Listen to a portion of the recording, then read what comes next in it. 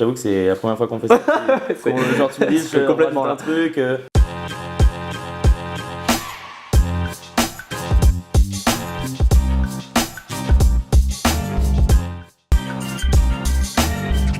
Moi je m'appelle Romain, j'ai fait l'ESSEC et la chaire média. Et écoute, je suis cofondateur de Groover. Et Dorian, j'ai fait l'ESSEC et la chaire média et je suis cofondateur de Groover aussi.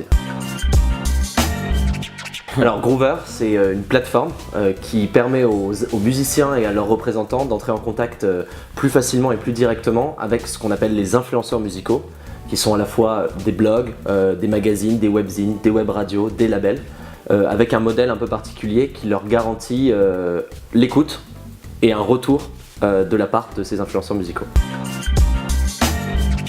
On est une équipe de 4 cofondateurs.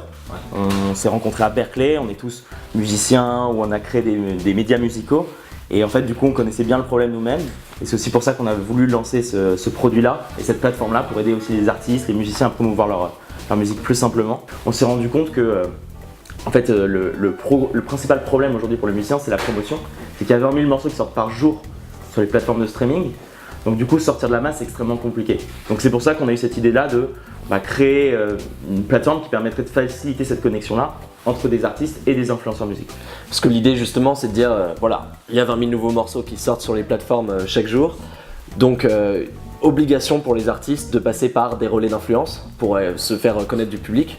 Et du coup, ce qui est compliqué aujourd'hui, c'est que soit ils engagent un agent, un attaché presse qui fait le boulot à leur place, ça coûte à la fois super cher et ils n'ont pas toujours les résultats à escompter, soit ils envoient eux-mêmes des centaines de mails à des bases de données, à des influenceurs musicaux, et littéralement ce qui se passe et ce qu'ils nous disent et qui est ultra frustrant, c'est qu'ils n'ont aucune réponse, mais pas une seule réponse, parce que de leur côté, ces médias, ils sont complètement submergés de mails et de demandes. Et l'idée, c'est de pouvoir créer un cercle positif où les médias se remettent à découvrir des morceaux, et les artistes obtiennent des feedbacks intéressants sur leur musique et de la visibilité.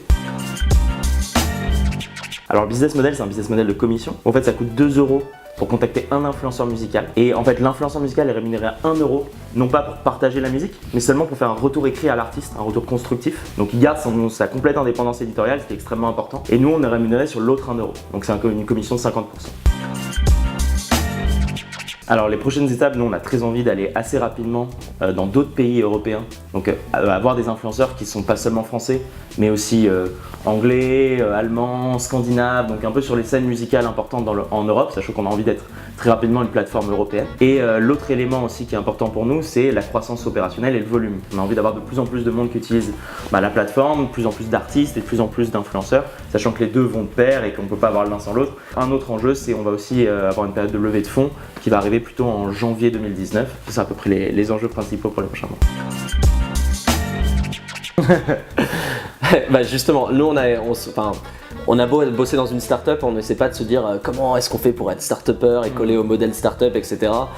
Typiquement, on rigole souvent, nous, des gens qui, dès qu'ils deviennent, ça y est, co-founders de start-up, ils mettent la photo avec le micro sur LinkedIn. Ouais. Nous, c'est pas du tout notre vision. Notre vision, c'est tourner vers le client, vers un vrai besoin, le résoudre et toujours dans l'opérationnel. L'intérêt de la start-up par rapport à une grosse entreprise où on peut arriver sur un job, c'est de se dire bon, on fait quelque chose, on a vraiment la sensation de faire quelque chose d'intéressant et d'important, de bosser comme un dingue sans avoir vraiment l'impression de bosser, quoi. Je pense que effectivement, ce qui nous caractérise, c'est qu'on vient à l'entrepreneuriat plus par le monde de la musique que par le monde de l'entrepreneuriat en tant que tel. C'est-à-dire qu'on était tous des passionnés de musique et on avait effectivement cet intérêt pour montrer notre propre projet.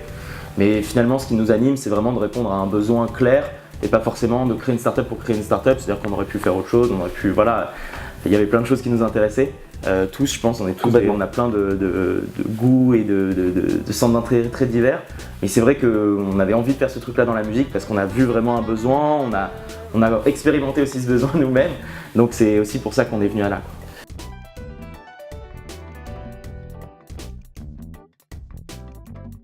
Groover.co. Groover.co. Groover.co. Groover.co.